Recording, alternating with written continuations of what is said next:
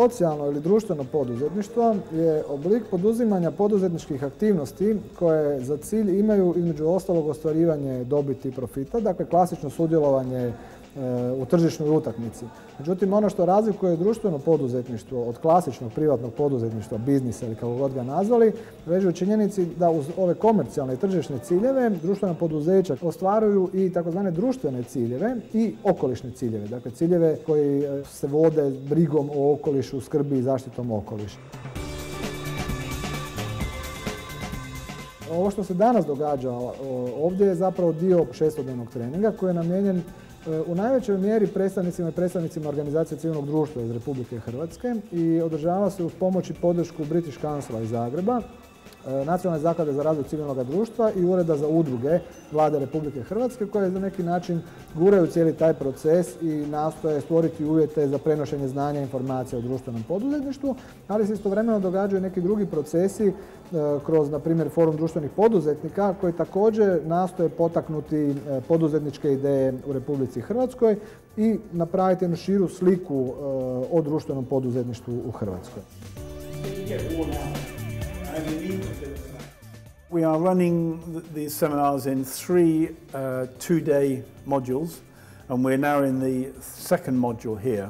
And the idea of these courses is that the participants have the opportunity to develop the business plan. So at the end of the course, hopefully we will have covered all the topics that you would need to cover if you were developing a business plan for a new enterprise.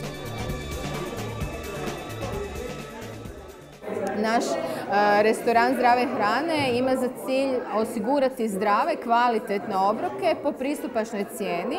A zašto je ona socijalno poduzetnička ideja? Zato što svi zaposlenici unutar restorana bi bili ljudi koji su dugoročno nezaposleni, možda čak i ljudi koji su socijalno ugroženi pa su i na socijalnoj pomoći, a i socijalno zaposleni.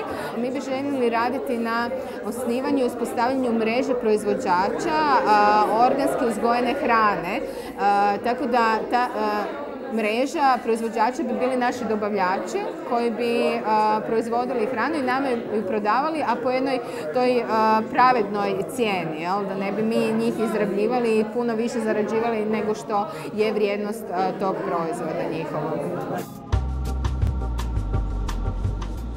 Vjerujemo da je to dio jedne nove socijalne ekonomije koja se zapravo stvara. Kad kažem socijalna ekonomija, znači mislim jedne nove ekonomije u jednom širem smislu koja će biti zasnovana na vrijednostima. Jer evo smatramo da liberalni kapitalizam možda se ne čini, ali ide nekako svome kraju, nekako samo uništenju i da treba stvoriti društva i ekonomije koje će biti zasnovane na nekim drugim vrijednostima. I zato mislimo da je važno poticati sve te modele i mislimo da je važno biti otvoren za različite oblike socijalnog poduzetništva.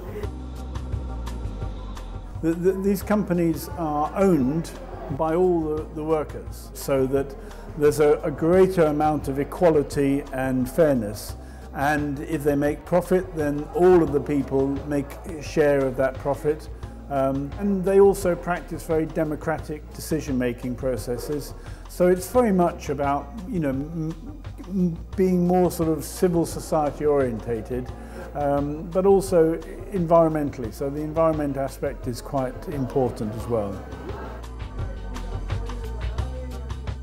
Dakle, osim što ostvaruju svoje komercijalne svrhe, dakle u teoriji društvena poduzeća mogu i dobivati grantove, odnosno mogu prikupljati sredstva slično kao i udruge, što može posebno pomoći u pokretanju novih poduzetničkih ideja i novih trgovačkih društava ili drugih oblika za koje se osnivači odluče.